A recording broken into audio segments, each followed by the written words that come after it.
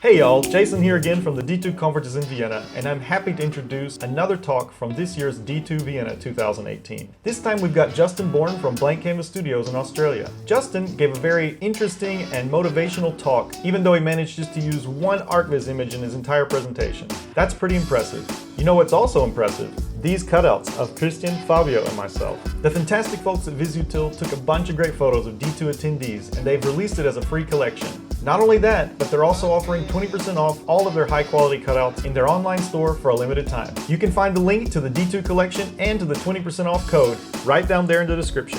So thanks again for tuning in, and now Justin Bourn at the D2 Vienna 2018. I'll see you soon. Thanks, Fabio. Cheers.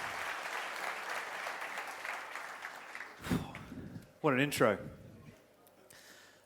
I know a few people are still out in the beer garden, which is the best part of this event, but I'm going to get straight into it. So, 4 years ago, this really interesting thing started happening for me. I was working in an engineering company earning a six-figure digit salary. I was really comfortable, things were going well. I really enjoyed my job. I had no issues with there. And I very quickly started to self-teach myself 3D. It's been a passion of mine for a long time, and I was kind of on and off teaching myself in my own time. And because my job was pretty cruisy, I was pretty comfortable, it gave me the free time and the opportunity to do so. Now, I'm going to keep the intro part fairly short because I've got a lot to cover and not a lot of time. And things happen pretty quickly, and 4 years ago there was a moment that changed my life. Now, it's been touched on in a couple presentations already, and a few of the themes and things I'm going to be talking today have been interwoven through all the presentations that you've watched. And so if you haven't picked up on the subtleties, hopefully I can hone in on them again a little bit. So this was my first piece of real work as blank canvas. This is the only archviz image I'm showing in my presentation. So my presentation is not going to be very heavy on the visuals because that's been heavily covered the last 2 days. Like, you know, to be up on stage alongside the guys that have spoken today is very humbling.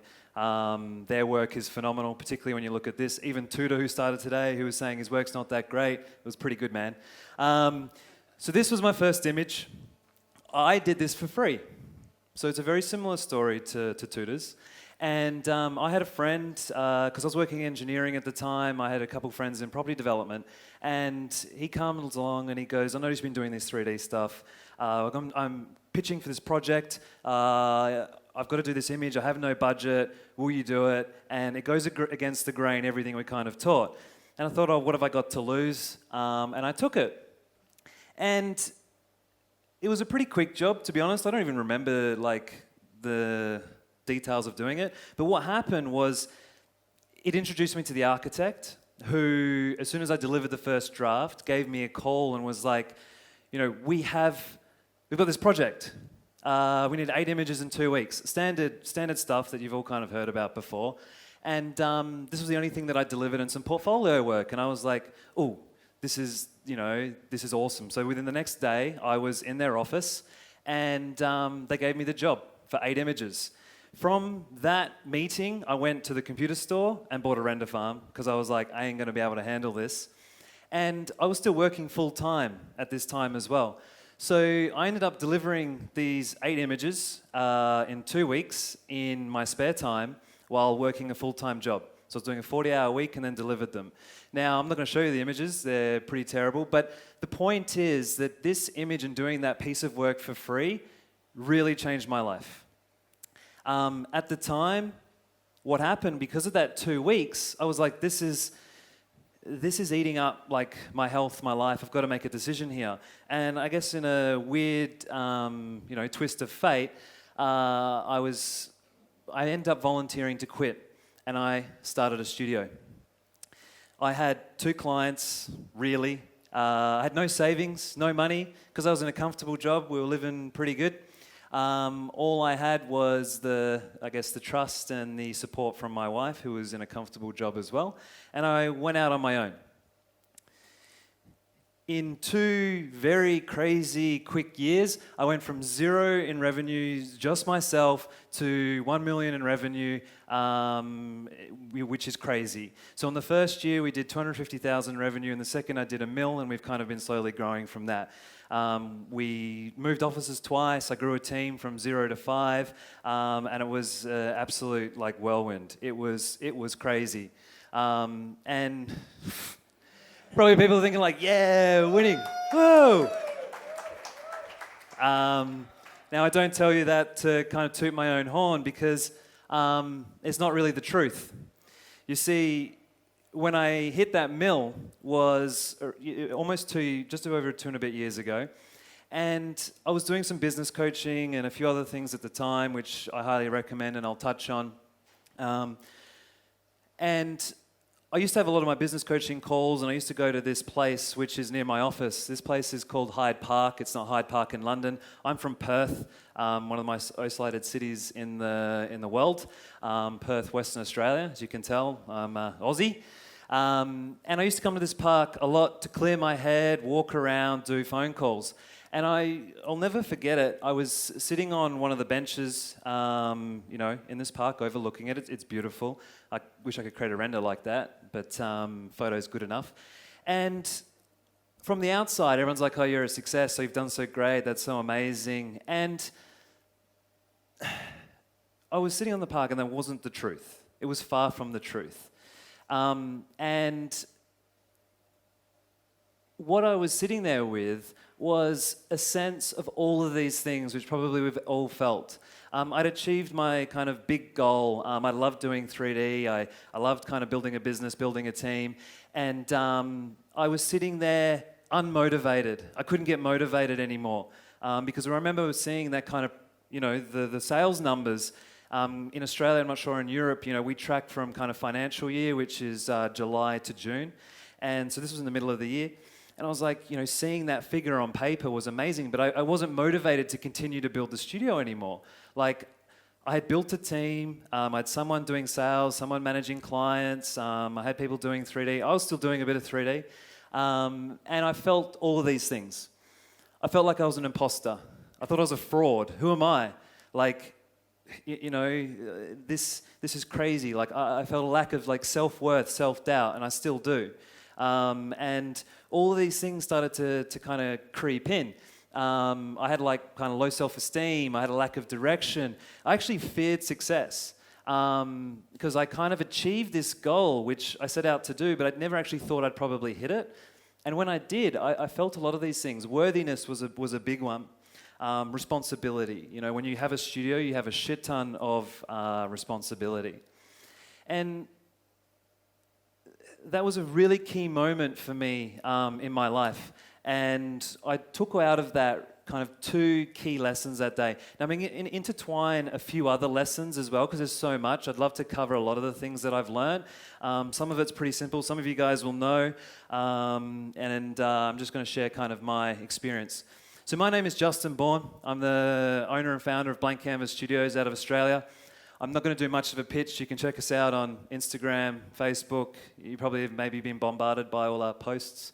I'm also co-host of a podcast called the Simple Minds Podcast, which is a podcast around philosophy, leadership, self-improvement, business, all sorts of topics that I share the stage with 5 other colleagues of mine, good friends of mine. Make sure you go check that out. And look, I'm an engineer turned CG artist. I'm pretty young, I'm only 28 years old, so I started the studio when I was 24. With no prior background in 3D. I've never worked in another 3D company, ever. And I think that's worked for me and against me at times because I've made a lot of mistakes along the way. There are things I wish I knew, but there's things that I brought from my engineering background which I think has really made us quite a unique studio. So today I'm going to be talking about, a bit of the journey in keeping a studio alive. A lot of the talks that have been covered today were awesome, and I was sitting there giggling and inspired and all of those things at the same time, because they covered so much of the aspect of creative, and the mindset and the attitudes that were shared are no different to what's here. Now, I love 3D, but I also kind of, as you may tell, I love the, I guess the business and seeing people improve. So a lot of my presentation is, nothing to do with CG, nothing to do with creative, and like I said, I got not enough time. So I just want to cover some basics. First off, so I can get a sense of the room, how many studio owners or kind of business people are there? Just show of hands. Or even managers. Oh, there's quite a few of you. Or senior managers or leadership. Wow. Freelancers. Oh yeah, a few of you. And team members, employees of a studio. Good number as well. Awesome. My goal is to try and give a little bit of value to all of you. This is not just about building a studio. It's not for everyone, I believe. A lot of people are attracted to it, but it's not for everyone. So what I really want to try and do is give value to all of you today. So I wanted to run just real quick before I get into the core lessons that I learnt on that day, and that's the fundamentals that I have learned over the 2 years prior. Because you see, when I hit that mark, I hadn't made it, clearly. I was only partway in the journey. It was, it was a really big learning point for me. Now, some key fundamentals that I think everyone just needs to know about, and I'm going to kind of brush them through because you can get a lot of this stuff online. You can search it if you find the right people. But it's really important, number one, is know your numbers. Whether you're a freelancer, whether you're a company, even an individual. Like, know your numbers. Like, what should you, there's a lot of that conversation lately, and I don't want to spend too much time on it, but we went through the exercise and we realized we weren't charging enough. Charge enough. Measure what you can as well. There's this resistance of measuring and tracking man hours and other things like that, but please do. Because information is power, but just be careful with it as well, because it can be used in the wrong way. Habits, systems, and processes, do not underestimate these, and I did and still do. What I want you to understand is this is all a work in progress. I'm still working through these, with my team. We're still adapting, we're still changing. But both in your personal life, in your freelance life, build habits, build systems, build processes. Get the nitty-gritty annoying stuff out of the way. Don't allow it to take up mental capacity that, you don't need to. If you love doing 3D, get someone else to do your bookkeeping. Seriously, it's easy. Hire the right people, remove the wrong people. Pretty straightforward, kind of business 101, but easier said than done. Now, that's going to be the theme of this. And even today, with all the presentations, it's easier said than done. And a lot of the time, someone will tell you this stuff. You're like, yeah. And it's not until you're in the moment and it's happening to you, you're like, shit, I should have listened. Fuck, I knew it. And that's when you kind of take action. Self-awareness, fill up your tank before filling others. Really look after yourself. It's really important. Always be the student. Always ask questions. You're always learning. Common theme throughout today. Nothing I want to spend too much time on. Always keep marketing. It's hard when you're a freelance or starting out. You market, you get the work, you do the work, and you stop marketing, and then you got nothing, and you market again, and you get the work. You've got to find a way, back to number 2, systems and habits, to ensure that you can kind of keep putting yourself out there. If no one knows who you are, how do you expect to get any work? You got to put yourself out there. Get a mentor and coach, super important. That's been one of the biggest keys of my success and my growth. Patience. It takes much longer than what you think in everything. Creative, that's been a common theme today. Everyone has talked about patience. Google it or watch Fabio's vids. Big shout out to Fabio and the videos that he's doing. Awesome stuff. There's this wonderful thing called Google. Check it out. So there I was, in beautiful Hyde Park, on the bench, elbows on my knees, thinking, what now? And this was the big first lesson. I got this through conversation with one of my coaches, and this has been an ongoing theme for me because it always returns and comes back, and that is that it's not the destination. Like, it's really not about the destination. Like, if you create that amazing film, like, it's not about that. Like, if you hit the $1 million, it's not about that. You grow a big studio, it's not about that. You know, if you achieve those goals, it's not about the place of arrival. You know, if you were to conquer a mountain, it's not actually, yes, it's a very awesome moment when you reach the top, but it's very short-lived. It's like, we got here, yes. Oh, now what? You know? So I'd achieved my goal. And I was unmotivated, you see, because the money wasn't motivating me anymore. Like, when I was young, it did, which I think for a lot of people it does, which is fair. And depending on your situation, you might need the money, and that's cool. But it got to a point where it didn't get me going anymore. And I had to really appreciate and understand that it's about the journey. Like, this is so important. It is really about the journey. And this language, this word has been used time and time again over the last couple days. And, you know, I'm not saying that you don't have any goals or don't have a destination. You definitely do. It's so important, and they're, I guess, a fundamental and a staple too. You've got to know what you're striving for. But there's this saying, just be careful what you wish for. Because I don't have a lot of images, you'll see a few memes to try and just break it up a little bit. I thought this one was great for this. But, you know, I'd started out a studio. I was like, I want a studio, I want to do this, I want that. And then when I got it, I was like, there was all these problems that went with it. There was all of these issues, there was all these stresses, there was all of this other stuff that went with it. And you really have to ask yourself, like, is that really what you want? You know, because... And even in your 3D career and what you're trying to do, what do you actually want to do and why? You know, and so there's this thing, and I've got a team of now 13, and I have a lot of these conversations with them. And a lot of people set out thinking they want this when they really want that. There's a lot of that kind of like, oh, well, what's the logical step in my career? Oh, maybe it's a creative director or a team lead or a whatever. But do you want the responsibility that goes with that? Do you want to give up the 3D component of what you do every day for that? Like, are you willing to give that up? Do you love the 3D more, or do you actually love leading a team? And I'll touch on that a little bit as well. Getting those render settings will not make your images better. You know, like, oh, you know, excuse me, sir, what are your render settings? It won't make your images better. Oh, use Corona. I'll use Corona. It doesn't make your images better. You know, again, it's not the destination, it's the journey that gets you there. Getting that big client doesn't change that much. Sometimes it does, you know, but a lot of the time it doesn't. Victor touched on this in his presentation. You know, are you doing stuff because you care what others think about you?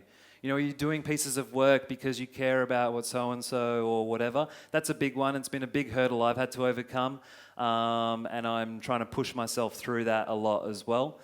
You know, and on a personal level, like, you know, getting that house, that car, that new phone, what will that actually do for you? Like, is it really worth it? I know this is not 3D, but like, it's super important, like really important, particularly if you're going to set out in business or you want to try and make yourself, you know, as a freelancer. That's kind of my point. You know, what does this have to do with keeping a studio alive? Well, it has everything to do with it. And same with anything you're trying to do. Because it requires a lot of persistence, grit, and hard work.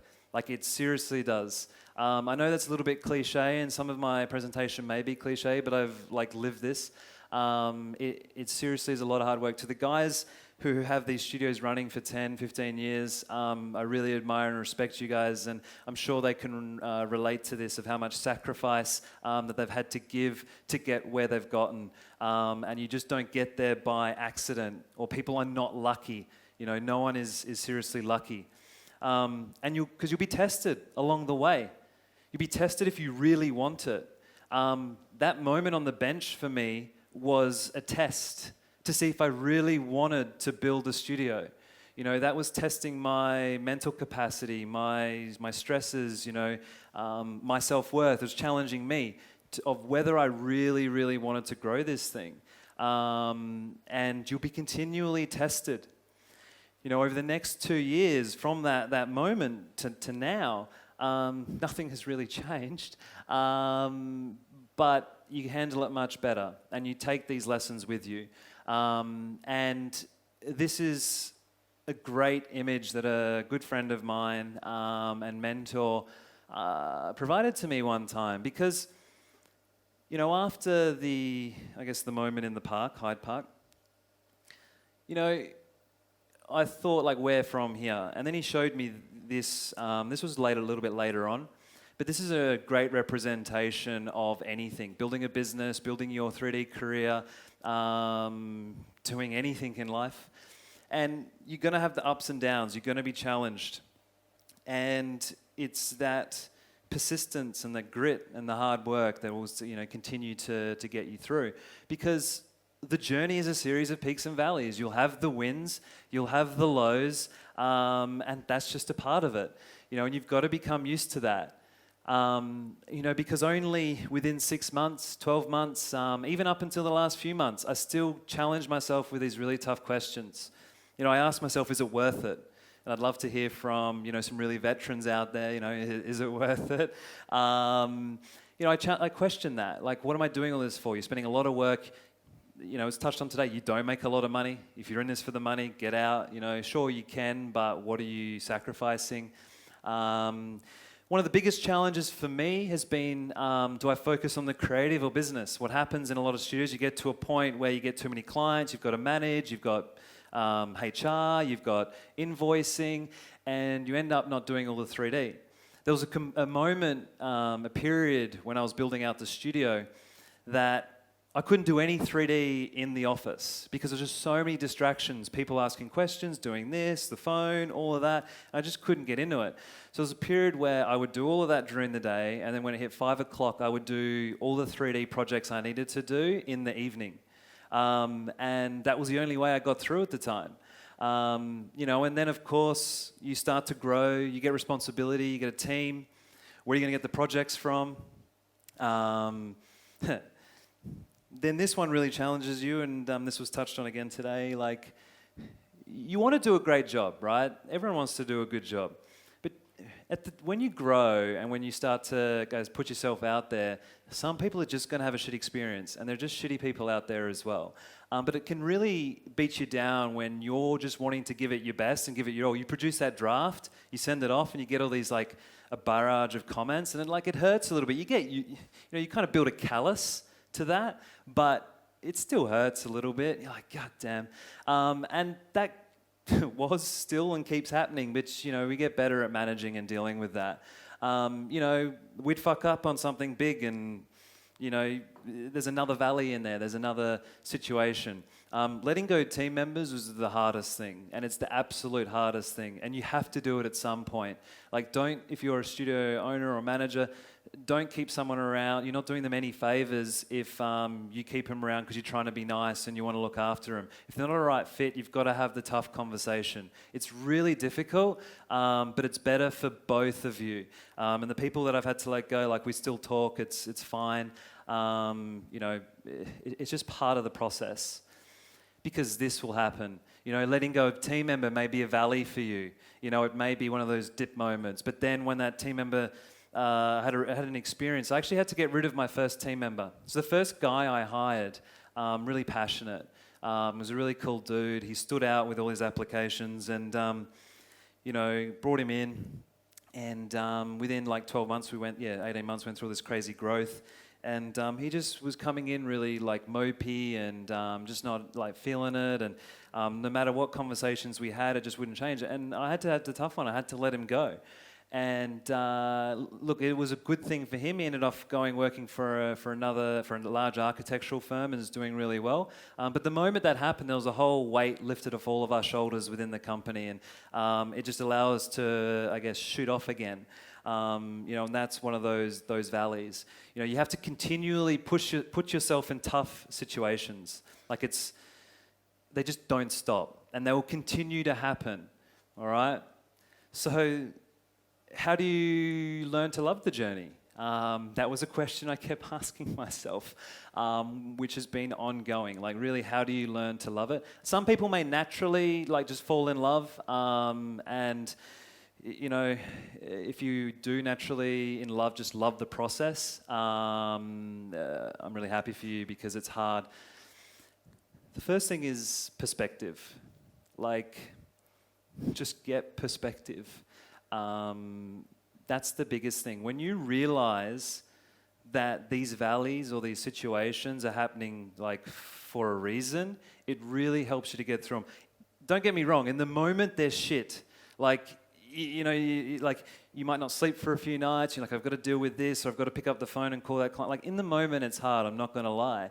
But when you get through it, you're like, oh, that wasn't as bad. But when you have the perspective of like, it's not a big deal and it's okay to fail, and that the lessons are for you, it really helps you push through. Like if you're, doing an amazing project like Landmark by Victor, I'm sure they had a lot of downs and a lot of moments they thought like, nah, and I'm sure they would have had to push through. And he did. A great example in that, if he doesn't mind me jumping on that, is, they had a lack of time. And they came up with different solutions. There was a lesson for them of how can we do something differently in less time. And because at the end of the day as well, like ultimately everything's your responsibility. And when you realize that these things are like that shitty client you think is a shitty client, it's your fault for not communicating with them, not laying down the ground rules, not saying no to them, or if a team member's not performing, or you're not getting anywhere in your career where you'd like to go. Well, it's your fault. You're ultimately responsible for you no matter what. And this comes back to this thing of everything is happening for you and not to you. This was a really huge moment for me, like through the last 2 years as well. I always come back to this when there's this tough moment, dealing with something, is like just reminding myself like that this is uncomfortable for a reason and it's happening for me to become a better individual. The reason I'm standing up here and, is because I've managed to work through my shit. And this has helped me a shit ton. If you can take this on board, it'll help you in the long run. Now, the other thing that I learned on that day is to keep hydrated.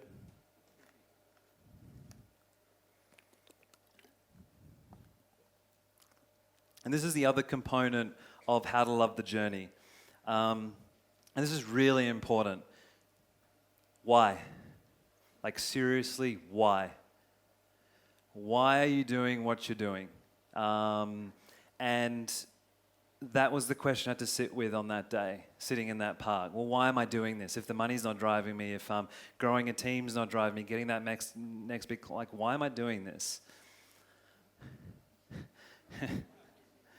And you're probably sitting at this point like, what is this guy on about? Like, I'm a little bit heady. Maybe this is a bit too much. But, for me, this stuff's really helped me out.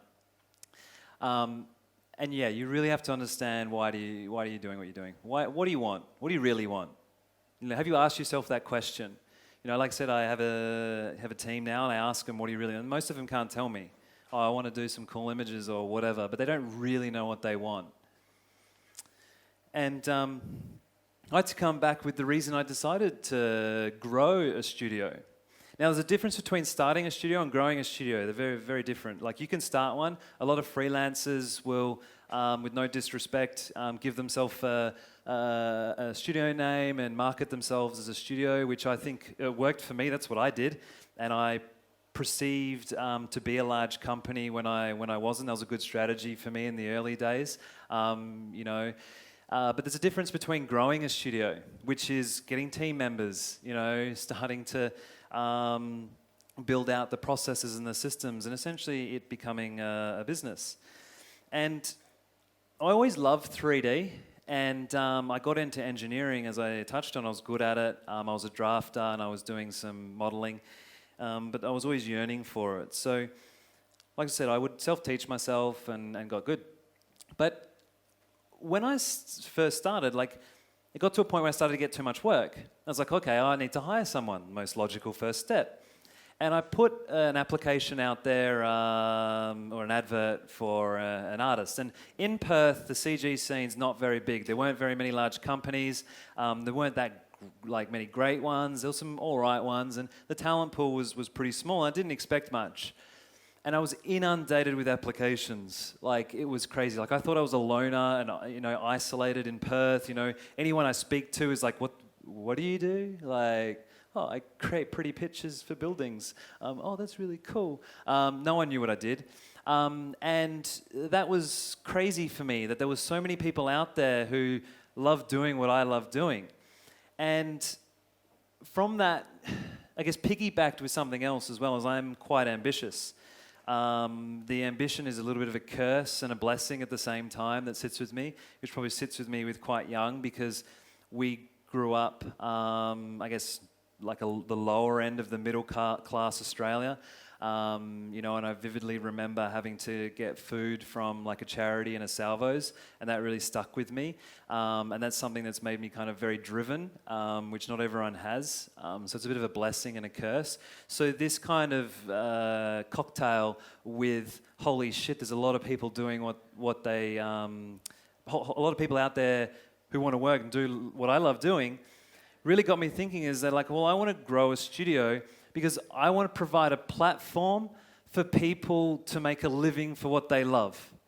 And that's something that stuck with me, I guess, pretty much since I began. And I really had to reconnect with that. You know, my thing was really about, wow, if I can create this studio which will enable people to get paid and live out their lives to do what they love doing every day, like, that's amazing. And the fact that everyone in this room you know, is within 3D and archviz is just amazing, because if you were to look outside, the majority of the population aren't getting paid to do what they love doing.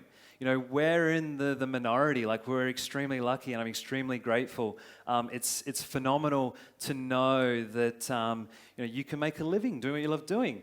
And the second thing for me was, to create the best studio to work. Because the previous company I was working at, I worked at a large corporation, 30,000 employees, engineering firm. I've worked in a large corporate. I worked in a smaller company, and I experienced how bad leaders run and how bad business operators run as well. And I didn't want that. So it was always in the back of my mind to try and create the best studio to work. However, this caused some interesting issues over the years. You see, that vision or that reason was not the studio's, it was mine. Like, that was my reason, and it was not why the company existed. And I'm going to touch on that, because this has only been a realization in the last few months. This has been quite a recent revelation. It took me many more years to understand that they're very different things. And because what happened as a consequence is we started to become too internally focused rather than externally focused. And there was a comment made today, is like, you know, maybe we're all a little bit like too us. I think it was Victor, and he was trying to expand his kind of perspective and his mindset. That was kind of happening to us. It was all about us, the artist. It was all about pushing back to the client and be like, no, we're going to do it this way because we care about the story and lighting. And they're all great things. You've got to do that. Don't get me wrong. But we became too about us, and we were forgetting about our client and why we exist to serve as a studio.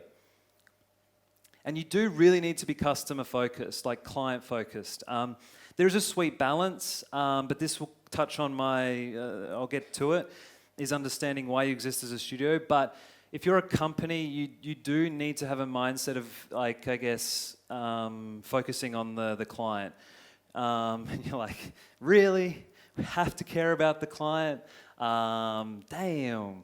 You know, but without clients, we would not be in this room. Without clients, we wouldn't be here. This wouldn't exist. We wouldn't be paid to get to do what we love. And we've got to probably show a little bit of gratitude there.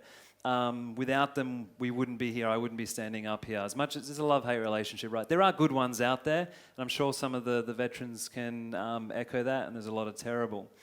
And this flows on to that, in my view, with anything, to keep a studio alive, you have to have a strong why. You know, the company has to have a strong why. And this comes to vision, mission, values, and purpose. A lot of people start a company or a studio because they don't like where they're working, or they feel like they could do it better, or they don't have the creative freedom, or they just want to do it. There are so many reasons. And if you can connect with this and really establish this early on in either building a studio, or if you've got an existing one, this is super powerful. There are many versions and definitions of vision, mission, values, and purpose. This is based out of a good friend of mine. He's recently just launched a book called Simplified. His name's Dave Clare. And this is kind of his kind of take on it, which I really like as well. And you start from the bottom. So the purpose. The purpose is why you exist. Why do you exist as a studio? And this should be a customer-focused why. And I'll go through blank canvases, but as an example, like our reason to exist is we want to provide the best narrative, architectural narrative to the world. Like we just want to be that's why we exist. Your values are who you'll be along the way. They're the behaviors and attitudes of your company or your studio. Like what do you care about? What's important? I'll talk about that in a little bit. Mission is what you're trying to achieve. So it should be a measurable and attainable goal. That is the destination. That should be something that you're trying to hit, and you know when you hit it. And the vision is how the world will look or be better when you achieve your mission. So if you achieve your mission, how will the world be better or look different? And these don't have to be huge, by the way, as well. And there's no right or wrong answers. The key is that your mission needs to be measurable and attainable. The values are your beliefs, behaviors and attitudes, and your purpose is your why. And this is a process and it changes. It'll change. It'll keep evolving. It keeps adapting as you ask yourself the questions, and that's okay. To give you an example for blank canvas, ours is really simple. Our purpose is, we tried to strip it back, is really just to visually connect people to the unbuilt, through the medium of an image, film, VR. It's really just to connect everyday, humans and people to experience spaces that don't exist. Values. Now, values are really important, and I'm not sure if many studios have these. Obviously, if anyone's been used to the corporate world, people might put up values of like honesty and integrity and things like that. Now, look, they're okay values if you live them. The key with values is you have to live them. Everyone in your organization should be talking to these in every instance. We had a set of values 2 years ago when I was sitting on that bench. The problem was we weren't living them. They were like our aspirational values. They were like, we should be doing these things. And we went through a bit of an inspection process of what do we actually care about as a company? What are our core values? And so our values are do awesome work, make it simple, positivity, #own it, working together, learn from it, and find a way. Now, these are, I guess, just headings. And again, the definition is not as literal as what you see there. There's a series of items which define what those values mean. Like, it's okay to do this. It's not okay to do that. Because if someone interprets it differently, you can't have a unified team. So you have to go through the process of like, well, what does do awesome work to you? What does make it simple mean to you? So for example, make it simple is not that in a literal sense. For us, it's like following the systems and the processes. It's doing what you're kind of meant to be doing. Don't overcomplicate it. Don't throw 1,000 layers in there and stuff like that. And so it makes it easy when this is a value that another team member can call someone out and go, hey, dude, that thing that you did is not really aligned with what we believe. And it enables extremely empowering and positive conversations within your team. You can have anywhere between 1 to 10. There's no, again, right or wrong. The best way is to do it as a collective group if you can, and just brainstorm and try to carve them out. Like, what do you care about? What's important? If you can do this, it's a really good exercise for building culture. Our mission at Blank Canvas is pretty simple as well. Like, it's to create the most creative and photorealistic CGI of the unbuilt. That's what we're striving for every day. So when someone's like, "I got to get 2 images out this week," it's like, no, you've got to get 2 the most creative photorealistic images out by the end of this week. It really just changes the frame of what you're actually doing and why you're doing it. We do have goals that are attached to this mission, so you might have strategic goals, and for us it's to be on the world stage, to be the best place to work, and a few other things like that. So all our activities and everything we're doing should be tailored towards this mission. Whoa. Our vision. Our vision is an inspired future through experiencing the unbuilt today. It might sound a little bit blasé, but really what that means is that, a big thing about Blank Canvas was inspiring others. So to inspire you guys, like some really amazing creative people out there, to actually, or even architects or people to design the next communities, the next buildings by experiencing the future today. I mean, that's what we do in a sense. So that's kind of our vision of how we believe we can maybe make the world a little bit better, and that's our vision. This will probably change. Like, this will be reiterated. This will be updated. It's part of the process. Enjoy the journey. Like, at the moment you're not feeling this, change it. This is something that I've come to realize over the last couple of years, and it's the power of culture and good leadership. They're really the keys of studio sustainability. You've got to have a great culture and I guess have a good leader. Now, because when everyone's aligned, you really get magic. When everyone's on the same team, on the same page, trying to achieve the same mission, which is really a representation of why we're all in this room. We've all got similar kind of, I guess, aspirations. We love the similar things, and this creates magic. Like, this D2 is an example of that, to give you an idea. It creates the moments out in the beer garden. It creates the connections and the friendships and the inspiration. And if you can recreate this for your studio, even for yourself as an individual, these things still apply. It goes a long way. Now, I have to touch on this. Culture in a company, and this I think a lot of people miss, and I think it's unfortunate. This is not culture. These are perks. If you've got a ping pong table, you've got beanbags, free lunches, performance bonuses, occasional team lunches and outings, the best fucking computers, this is not culture. These are perks. They're great perks, and every company hopefully will be able to provide them. But that is not culture. So, if people are like, we have an amazing culture and, we've got all these things. No. What are your values? What do you care about? What are you trying to achieve? That's culture. And you should align yourself with a company or a studio, or even if you don't believe in anyone out there, create your own. Because you're just only not going to like it in the short term or in the long term. Maybe probably the long term, because we get too used to these things. These things are really nice. We get comfortable with them. So culture is the behaviors and the values that your team live and breathe each day. What do you guys care about? What do you talk to?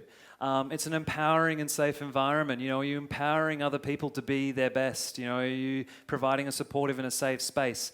There's this saying of like, the war's out there and it's not in here. The clients and all of that, that's outside. The war is not internal. The company should be an extremely safe space to share ideas, share experiences, be vulnerable. But as well, remember, culture is yours. It's your choice. If you don't believe that that's a good thing, I think it's a staple. But if you don't, that's fine. There's nothing wrong with that. Because culture is what will keep people and make people move. There's a lot of competition out there, and some awesome studios. People move around, and that's fine. But culture is what make people move and make people stay. It's really important. And when everyone's on a is unified for the common good and the mission, like I said, you get magic, and it makes it easier for conversations. The other thing is that when you've got a great culture, the studio thrives and functions without its leader. This is something that I'm still struggling with, and some people, studio owners, may be able to relate to this. But when you leave the office, it's the essence is kind of missing there. So the culture defines what everyone's allowed to do and not to do. It empowers people to make decisions without having to go to their boss or their supervisor. It sets the framework of doing some awesome things. So it really helps the studio thrive as well. To studio owners out there and even staff members, it takes a lot of patience, persistence. This is a bit of a common thread. To build culture, takes years and years and years. You can't just slap values and a mission up on the wall and be done with it. At Blank Canvas, we try to talk to our values in every instance. So every meeting, we talk to a value at the start of the meeting. On a Friday afternoon, we'll share some wins that the team is. Everyone will huddle around the team. We'll Skype in the other studios, and everyone will share a win or a high five. And they've got to talk to a value. Someone did that great image, and that's all about doing awesome work, or they managed to save this much time, make it simple. So-and-so stayed back late, they hashtagged own the deadline. Didn't have to do that, but they did that. And so then people understand what those values mean. And it takes a lot of time, and you've got to be active at it. You just can't slap values up on a wall, which we did. And this is lessons learned. We did that, and it doesn't work. You end up with the same problems. You've got to be actively doing it. But it is everyone's responsibility. If you're in a company or anywhere, it's your responsibility just as much as it is the leader's or the boss's responsibility. If you're going to sit there and complain about something, what are you doing about it? You only ever have two things in life. You change the way you think about it, or you do something about it. Take responsibility. So I'd be curious to know if anyone would know what their studio's vision, mission, and values are. And it's really understanding your why.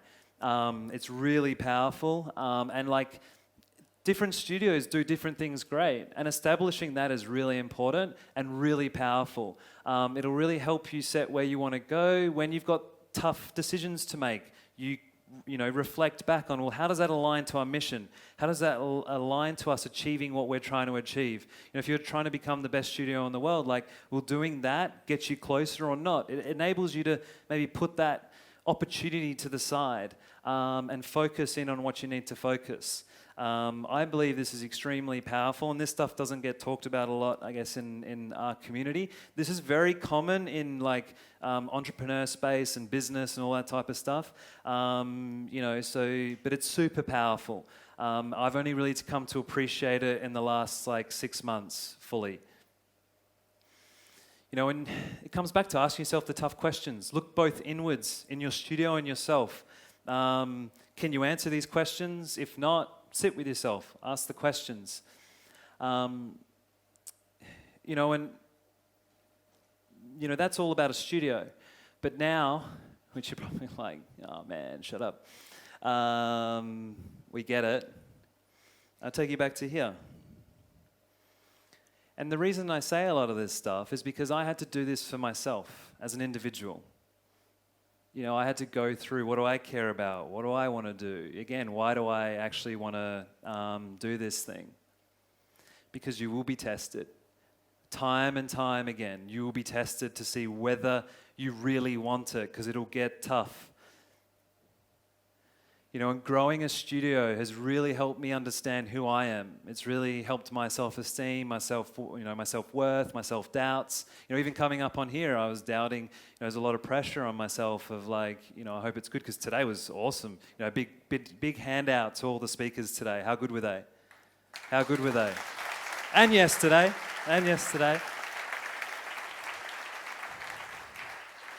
And there's common threads in all those talks, a lot of the subtleties, everyone has touched on these things, but really growing a studio has helped me to understand who I am. I want to ask you the question of, who are you? What do you want? What do you really want? There's some really great people out there doing some awesome stuff, but what do you really want? Why are you doing it? So, before I play that, like I'm a big advocate for this stuff, and my team are exposed to it. This is nothing new for them. And I surprised them with a little video. And this is what culture's about, I guess, you know. And so I asked them a question, because you've heard me speak and kind of share a little bit of the challenges I have gone through. But I thought it might be good to hear from my team. I asked them a question of what could you do to help understand yourself better. This is a little video we put together. Hopefully it plays, because sometimes you just need to hear something in a different way. So I thought it'd be a cool idea to hear from some of my team, not all of them, on their thoughts on how you can understand yourself better.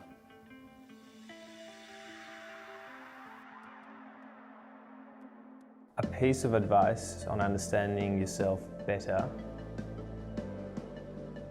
Wow, as simple as it sounds, just be true with yourself, whatever that means for you. It's a really, it's a really simple question that you can ask yourself every day. Is what you're doing at work worth it? Do you like it? It's making your life better. To surround yourself with people that you truly feel yourself around. Be with positive people that can bring the best out of you. Really sit down with yourself and think, is what I'm doing right now exactly what I want to be doing? Is this the path that I've chosen for myself that's going to determine the rest of my life? If you can find that at an early time in your life, it's going to help you in your career, in your path, so much more. Try not to label yourself. Because I think that's what my issue was with where I was studying and stuff. It was, oh, I'm going to be a film animator and I'm only going to do, I don't know, rigging in the face. I just want to make people make expressions and stuff. Like, the second you start labeling yourself like that, you're just limiting your potential. If you come across any situation in life, is to, of course, stop and think about it, but stop yourself from overthinking about it. Be more brave and stepping outside of your comfort zone, consuming and digesting information from outside sources that you would not normally consume. Those things, they make you think about the world and your place within it. To be able to express yourself and be who you are. So don't kind of be stuck in this community doing stuff you hate. Find something you're truly passionate about and follow it.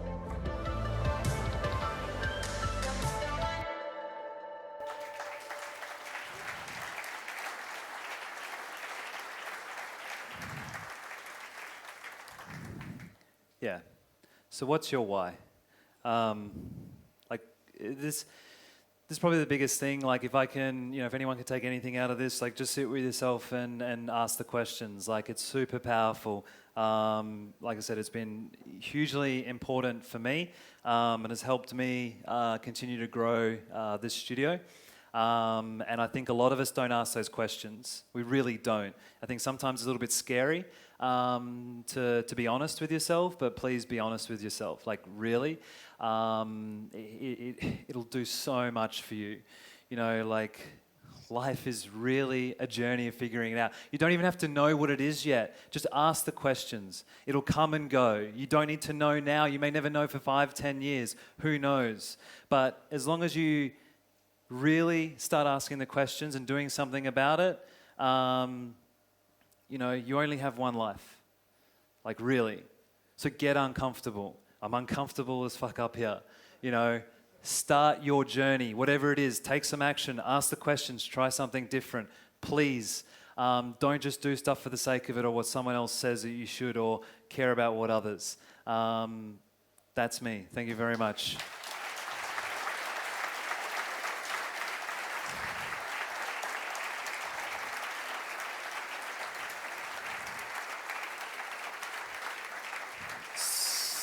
So, I'd also like to just say, a massive thank you for your time, for giving me your attention.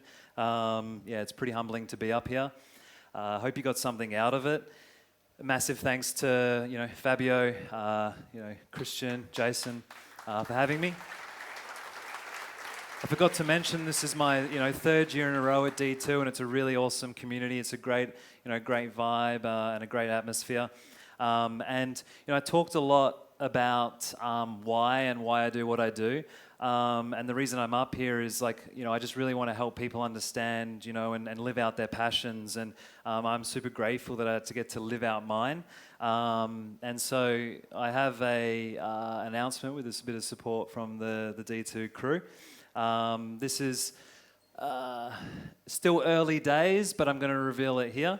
As everyone knows, I come from Australia, and everyone here in Europe, you guys are really lucky. You guys have these events, you have these meetups, you have this great community, and you guys, I don't know whether you take it for granted, but it's phenomenal. I don't know many places in the world who do that stuff, and in Australia, there's nothing. So, eating my own words of what I just said there, of start the journey and do something and take responsibility. This is really a big challenge for me, but I'm going to announce that we'll be hosting Unimagined, which will be a archviz conference in Sydney in early 2019, which is really going to test us. So we hope to create some community down in Australia, and we'll be looking for speakers. It's still early days. Feel free to chat to me, and so it's pretty exciting.